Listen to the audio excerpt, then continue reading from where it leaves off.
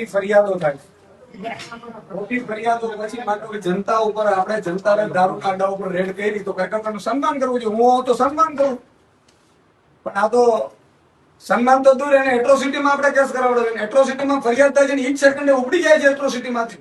SP Shri લેખિતમાં આવે છે સાહેબ મને કોઈ એટ્રોસિટીમાં ફસાવવાની કોશિશ કરે છે. સાહેબ એટ્રોસિટીનો દલિતો એસટી એસસી સમાજ માટેનો કાનૂન વ્યવસ્થા છે, એને પ્રોટેક્શન માટે. આવી રીતે સુપ્રીમ કોર્ટ સુધી જાય છે એટ્રોસિટીના કેસમાં, ફરી એમ કહે સુપ્રીમ કોર્ટ કે ભાઈ આ ખોટો છે, આ ખોટો છે, ખોટો છે, કાયદો ઉલટો બનાવી દેશે એમનો સમાજ. તો એ સમાજને પણ કેટલું નુકસાન છે. બીજું કે આ વસ્તુ થયા પછી ધરપકડ કર્યા પછી આયો હાજર ન રહી, મરજી પડે ત્યારે આયોની મીટિંગ આવી જાય. આયોની દીકરી હોત તો શું થાય? આઈએસપી ની દીકરી હોત તો ત્યાં એટ્રોસિટીમાં તો બહુ દુઃખદ કહેવાય યાર. અને કોના ઈશારે થાય? તમે ભાજપનો કયો નેતા છે? મને ફોન કરો, હું કહી દઉં એને. હમણાં તમારી પગે પડીને તમને કહી દે ભાઈ એને છોડી દો. આવી રીતે ચાલશે. અને બીજી વસ્તુ કે જે બ્રાહ્મણ સમાજનો યુવાને આપઘાત કર્યો છે, 18 નામો છે સુસાઇડમાં, 16 નામો ભાજપ વાળા છે, એક ધરપકડ નથી થતી. અને આ એટ્રોસિટીમાં રાતોરાત કાયનાત બેન ટીમને ધરપકડ કરી લે છે, ખુલ્લેઆમ બોલે છે પેલા લોકો. એટલે કાનૂન શું? આપણે કાનૂન શેના શપથ લઈએ? 30 વર્ષની ભાજપની સરકાર હોય તો એનો મતલબ નથી કે આપણે કાર્યકર્તા બની જઈએ. મારે એસપીસી ને જ કેવું છે. તે દિવસે મેં એસપીસી ને ફોન કર્યો છે કે ઈશુદાનભાઈ હમણાં 2 મિનિટમાં તમને જવાબ આપું, 2 મિનિટમાં જવાબ આપું. આ શું થઈ રહ્યું? શું 2 મિનિટમાં આપણે જવાબ આપીએ? એની ધરપકડ કરીને ખોટી ફરિયાદ કરી દીધી. અને આજે 11 વાગે થવાનો, જો 3 વાગે થવાનો, આયો હાજર નથી થતો. અને દર વખતનું છે મરજી પડે ત્યારે જયારે કોઈ સામાન્ય જનતા હોય એટલે આયુને ગુમ થઈ જાય. તમારે ભાજપનો નેતાને ધરપકડ થાય આયુ હાજર ન રહ્યો જોઈએ, બીજે દિવસે બદલી કરી નાખે છે ડાંગમાં. તમારો ભાજપ આ તમારો શબ્દ થોડો વ્યાજબી નથી લાગતો. હા તો સાહેબ તમે મને કહો. મને ઓળખો કદાચ નહીં ઓળખો, પણ હું આપને ઓળખું છું. આજે તમારો શબ્દ છે કેટલી પીડા હશે? અમે આપની પીડાને અમે સમજી શકીએ છીએ, પણ આજે તમારો જે પછી રાજકીય પાર્ટીનું નામ લો છો ને, એટલીસ્ટ મારી સામે તો આજ નહીં. કેમ કે તમારો શબ્દ એ થોડો ગેરવ્યાજબી લાગે છે. હું શું કહું સાહેબ, તમારી પાર્ટી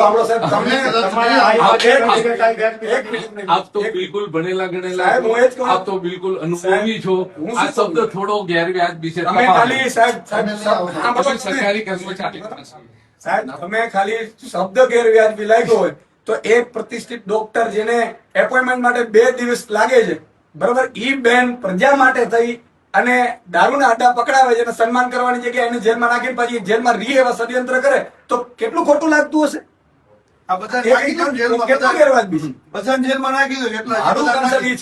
કે હું તમને, મારો તો પોલીસ મિત્રોમાં સંબંધી છે, નથી એવું નથી. બધાની મજબૂરી હોય પણ એટલી હદે સાહેબ મજબૂર ન રહેવું જોઈએ. કોઈ બાળક છે, નાનું બાળક, એમનું કોઈ પૂછે તો કરો ને, હસબન્ડ રડે છે બિચારાનું, પ્રતિષ્ઠિત નાગરિકો છે, પ્રતિષ્ઠિત ડોક્ટરો છે, અને તમે એને કહી દો ભાઈ લૂંટમાં, અને તમે એફઆઈઆર લેતા પહેલા એટ્રોસિટીમાં તપાસ તો કરો. સીધી ધરપકડ કરીને અંદર નાખી દીધી. આ જ એટ્રોસિટીમાં કોશિંગ હું કરાવીને રહીશ, પછી કયો પોલીસ અધિકારી જેલમાં જશે? અને બીજું કોર્ટનો વિષય છે એ તમને કહું છું, તમને ઈ કાનૂન આવી જાય સાહેબ. રાજકોટ સાહેબ, મારું કહેવાનું છે થોડીક માનવતા રાખીએ અને એસપી શ્રીની જવાબદારી બને, ડીએમ કલેક્ટર શ્રીની જવાબદારી બને કે એના જિલ્લામાં આવું ન થાય. કલેક્ટર શ્રી, કલેક્ટર ઉપરાંત ડીએમ છે, ડિસ્ટ્રિક્ટ મેજિસ્ટ્રેટ. કરીએ છીએ શું આપણે? આવા પ્રતિષ્ઠિત નાગરિકોને જેલમાં નાખીને શું આપણે શું સાબિત કરવા માંગીએ? તમે કોઈ બોલતા જ નહીં, કોઈ રેડ ન કરતા નહીં તો અમે તમે નાખી દેશું.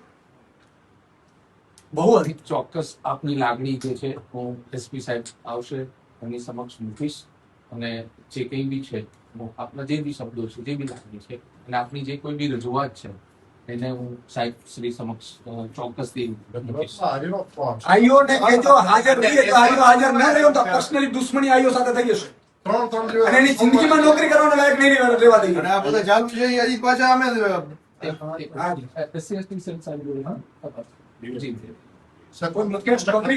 સોમવારે આવશે. અચ્છા, એમની જોડે છે સોમવારે આજે તો હું આપને કહું, આજે હું પણ કલેક્ટર કચેરીએ અમારી દરિયાઈ સુરક્ષાને લગતી મિટિંગમાં હતો. એમાં આજે આઈઓ જે છે, કદાચ જો ચૌધરી સાહેબ હોય કે હું આજે જ હાજર થયો છું, લગભગ 10-12 દિવસ પછી. એટલે એમાં અમે લોકો આજે લો એન્ડ ઓર્ડરની મિટિંગ હતી, ડીકોર્ટની મિટિંગ હતી, બધી કલેક્ટર કચેરી ભુજ ખાતે મિટિંગો હતી. એટલે એ મિટિંગોમાં અમે બધા જ ત્યાં આગળ હાજર હતા છે. એટલે કદાચ આજનું જો તો એમનું ભુજ મિટિંગમાં સવારે મારી જોડે એ જ કહું છું કે મિટિંગો હોય. હવે તમે જે મને વાત કીધી ને સાહેબ ભાજપ પડી, તમે સાબિત કરી દો. મારે કોઈ નામ નથી લેવું. આ પહેલા પણ એટ્રોસિટી થયેલી છે, કોઈ ધરપકડ નથી. સાંભળજો. નહીં, એમાં નહીં એમાં હું એ જ કહું છું ને એમાં એટલે આજે તકલીફ ઈ જ પડે છે મને એ નથી કે તમે ઓન કહો અમને ફાંસી લટકાવી દો ચાલો ઈશુદાન ગઢવીનો આ તો એને લટકાવી દો પણ બીજાનું ગુનો કરે એને લટકાવો તો ખરા. આજે મારું કન્સર્ન ઈ છે જી. ઈ છોડી દો ચાલો. આજે અમારી સાથે દુશ્મની લઈને તમે કરવો શું માંગો છો? ભાજપ તમને છોડાવવા નહીં આવે. મેં એસપી ને જેલમાં નાખાવાના દાખલા છે આમાં વ્યક્તિગત કોઈને તો કશું એ ન નહીં. કરે ને વ્યક્તિગત. આમાં આપ બી તમે માની લો કે મારા ઉપર બે ફરિયાદ કરી શકશો હું આખા ગુજરાતમાં કોઈ દારૂનો અડ્ડો હતો તો કાર્યક્રમ નહીં થવા દો તમે શું કરી શકશો? તમે સસ્પેન્ડ થશો હું નથી તો તમે આપણે ઝઘડીએ જી. પાર્ટીની ભાજપના ઈશારા ઉપર.